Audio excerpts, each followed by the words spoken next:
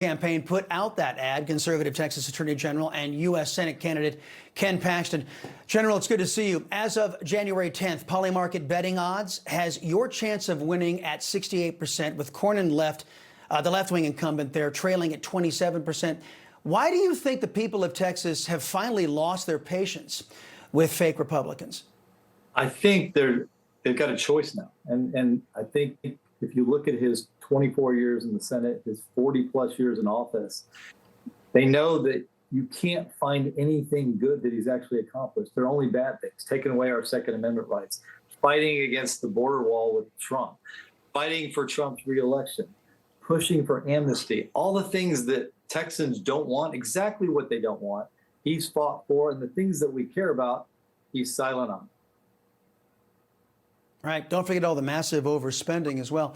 Senate Majority Leader Thune admitted that he's been trying to get President Trump to endorse Senator Cornyn in this race. Look, as a conservative and a Texan, I resent the hell out of Leader Thune trying to impose such an ineffective turncoat onto the people of Texas.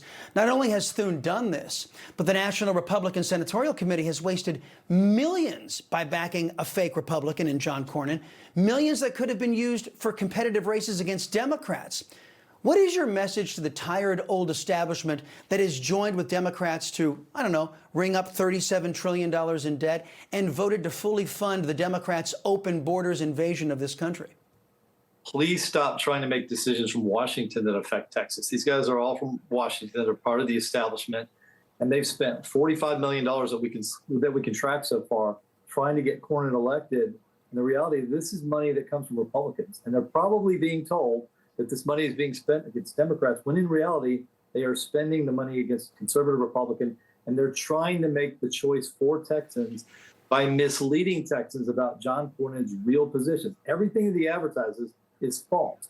He doesn't believe any of it, and as soon as the primary is over, we'll see the real John Cornyn come back. Right now, we've got the fake John Cornyn, who has a great relationship with Jasmine Crockett, as that ad shows, and it's true. It was her words and his words, and she even said in other words that he was faking it, that he wasn't really this Republican that loves Trump, that he's faking it just to get the MAGA vote. And I think that's absolutely true. Well, I think she's telling the truth. He's not.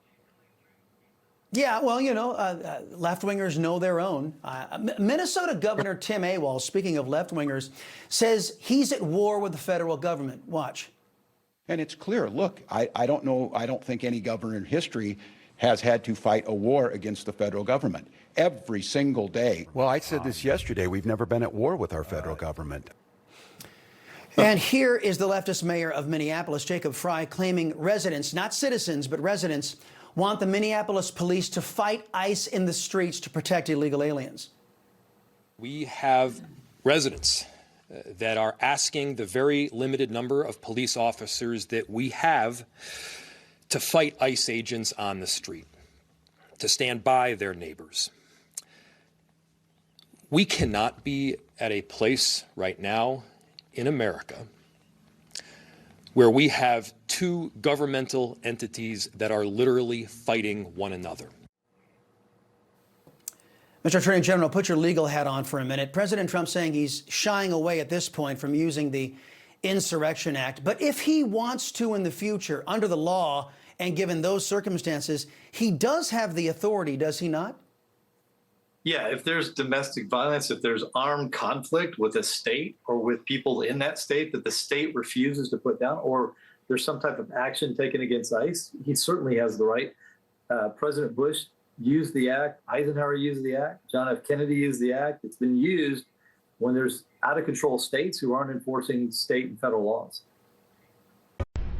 You know, folks, I thank God for my wonderful wife, my kids, my country, the greatest nation ever. And Americans like you who believe in the truth, the Chris Salcedo Show will never stop fighting for you. The Chris Salcedo Show, for the news you need to know.